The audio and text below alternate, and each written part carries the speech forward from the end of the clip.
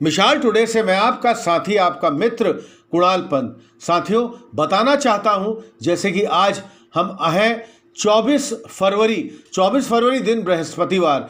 पिछले करीब 3-4 घंटे से लगातार एक बहुत प्रमुख घटना विश्वव्यापी चल रही है। वह है कि रूस ने यूक्रेन के खिलाफ सैन्य कार्रवाई का आदेश दे दिया है। इस आदेश के बाद यूक्रेन के विदेश मंत्री ने कहा कि रूस ने हमारे देश पर पूरी तरह से हमला कर दिया है। उन्होंने कहा कि दुनिया यदि रूस को रोक सकती है तो रोके।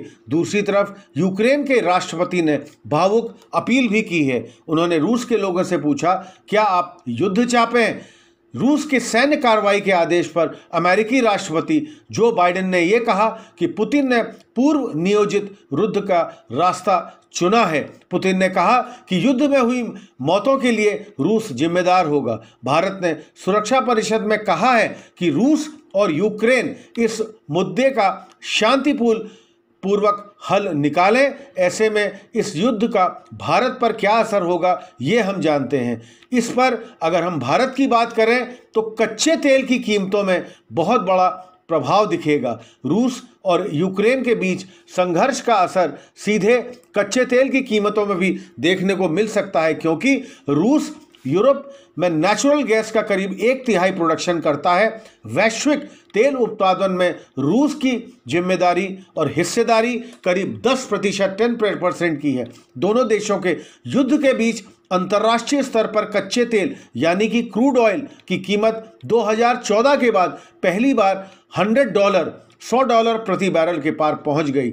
ब्रेंट की कीमत $100.04 प्रति बैरल पहुंच गई है, जबकि WTI 95.54 $95.54 प्रति बैरल पहुंच गया है। रूस से होने वाली गैस या तेल की सप्लाई का प्रभावित होना सीधे तौर पर भारत के लिए बहुत ही अधिक आर्थिक चिंता का विषय हो सकता है।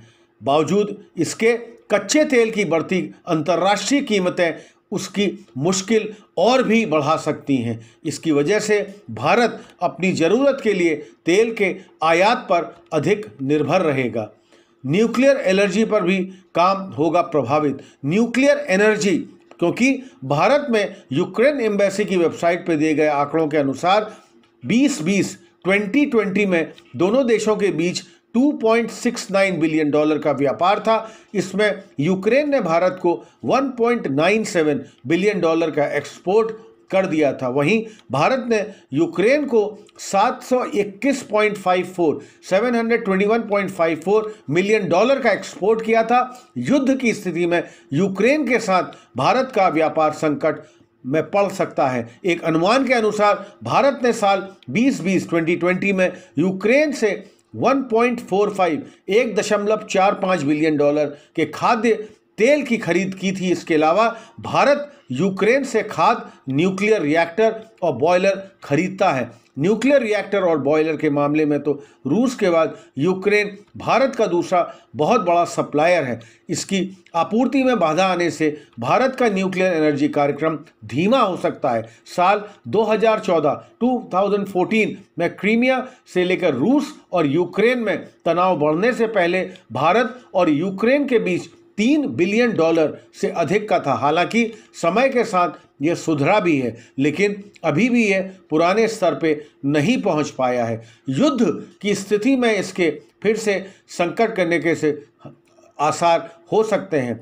सबसे बड़ी चीज़ है कि भारतीय शेयर बाजार में हाहाकार मचा हुआ है। रूस और यूक्रेन के बीच सैन्य जंग का आसार भारतीय शेयर बाजार पर भी दिखा। आज सुबह से, मतलब कि आज बृहस्पतिवार, थर्सडे 24 फरवरी को एशियाई बाजारों में भारी गिरावट देखी गई। गुरुवार को, आज थर्सडे को बीएसई इंडेक्स, बीएसई सेंसेक्स करीब 1814 अंक गिरावट के साथ खुला। शुरुआती कारोबार में यह 55,375 55,375 अंक से नीचे पहुंच गया। सुबह 9:30 बजे तक इसमें 1399.62 1399.62 अंक की कमी यानी कि 2.45 2.45% की गिरावट हुई। एनएसआई NEC यानी कि निफ्टी में भी करीब 367.35 यानी कि 2.15 2.15 की कमी हुई। LSE पर भी इसका असर दिखेगा। यूक्रेन और रूस के बीच सैन्य कार्रवाई का असर चीन के साथ line of actual control LAC पर देखने को भी मिल सकता है। चीन के साथ चल रही तनातनी के बीच इंटरनेशनल रिलेशन एक्सपर्ट्स का यह मानना है कि इस मौके पर चीन यहां आक्रामक रवैया दिखा सकता है। चूंकि अमेरिका का पूरा ध्यान अभी रूस पर ही होगा, तो चीन को इधर मौका मिल सकता है। ऐसे में संभव है कि ओलंपिक के बाद चीन LAC यानी कि लाइन ऑफ एक्चुअल कंट्रोल पर कुछ आक्रामक हरकत भी करे। यूक्रेन पर हमले को लेकर चीन स्पष्ट रूप से रूस का साथ है। ऐसे में युद्ध की स्थिति में रूस और चीन और बहुत करीब आ जाएंगे। Institute for defence studies and analysis यानी कि IDSA में एसोसिएट फेलो स्वास्थी राव का कहना है कि जब भी किसी अंतर्राष्ट्रीय घटना होती है, इसमें अमेरिका कमजोर साबित होता है। चीन को इससे बहुत मजबूती मिलेगी। भारत के लिए यह बहुत मुश्किल स्थिति है। अब हम आते हैं यूक्रेन में रह रहे भारतीय लोगों के लिए एक बहुत बड़ी समस्या, एक मुश्किल आ गई है। यूक्रेन में अलग अलग जगह हिस्सों में भारत के करीब 20,000 से अधिक लोग छात्र रहते हैं। देश में कई छात्र यूक्रेन में मेडिकल की पढ़ाई के लिए जाते हैं। युद्ध मतलब इस वॉर की स्थिति में अगर इन लोगों की सुरक्षा बहुत बड़ा अहम मुद्दा बन गया है। भारत ने 22 फरवरी को ही अपने नागरिकों और छात्रों को यूक्रेन छोड़ने के लिए कहा था।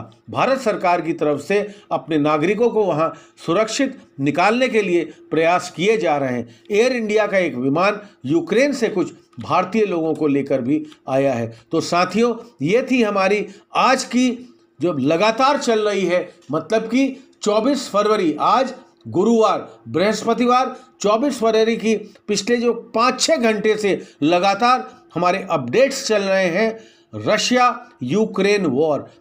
आप साथियों देखते रहिए, लगातार हम इसके बारे में आपको रेगुलर अपडेट करते रहेंगे। तब तक मैं आपका साथी, आपका मित्र कुणाल पंत, मिसाल टुडे लखनऊ से।